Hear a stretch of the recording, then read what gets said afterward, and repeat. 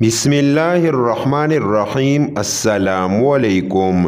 سیدنا عمر بن خطاب رضی اللہ عنہ اپنے زمانے خلافت میں ایک مرتبہ فوج کو لے کر مکہ مکرمہ کی پہاڑی پر چڑھ رہے تھے۔ دوپہر کا وقت ہے، چلچلاتی دھوپ ہے۔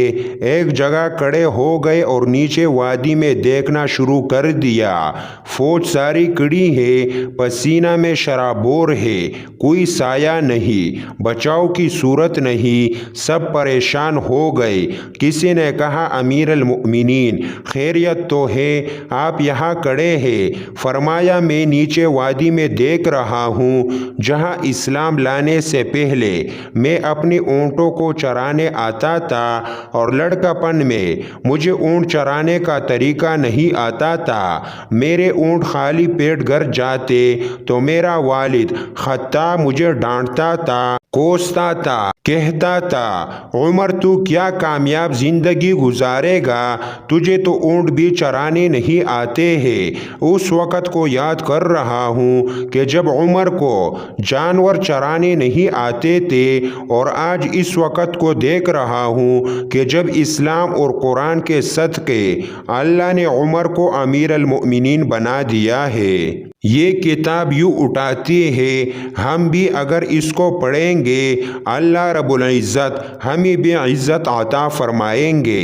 امام ابو حنیفہ رحمۃ اللہ علیہ کے حالاتی زندگی میں لکھا ہے کہ آپ رمضان المبارک میں 63 مرتبہ قرآن پاک کی تلاوت کیا کرتے تھے۔ ایک قرآن پاک دن میں پڑھتے تھے، ایک قرآن پاک رات میں پڑھتے تھے، اور 3 قرآن پاک تراویح میں سنا کرتے تھے۔ رمضان المبارک میں 63 قرآن پاک، 60 قرآن پاک دن اور رات میں، اور 3 قرآن پاک تراویح کی نماز میں۔ حدیث پاک میں آتا ہے کہ حضرت ابوبکر صدیق رضی اللہ عنہ نے سورہ بقرہ کو 2.5 سال میں مکمل کیا۔ ان کی مادری زبان تو عربی تھی، ان کو پڑھنے میں پھر کیا وقت تھی۔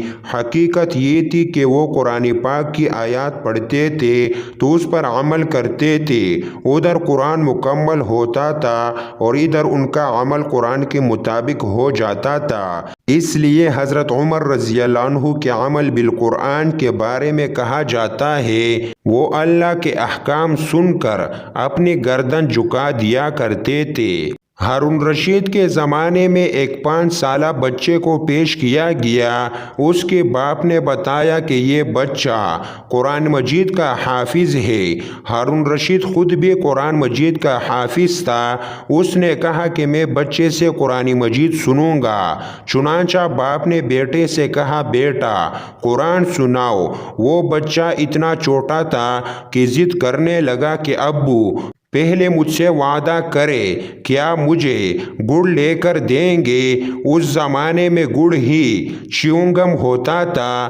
بیٹے کے اصرار پر باپ نے وعدہ کیا کہ ہاں میں تمہیں گڑ کی ڈلی لے کر دوں گا۔ اس نے کہا اچھا سناتا ہوں۔ ہارون رشید نے 5 جگہوں سے اس سے قرآن پاک سنا اور اس نے 5 جگہوں سے قرآن پاک صحیح سنا دیا۔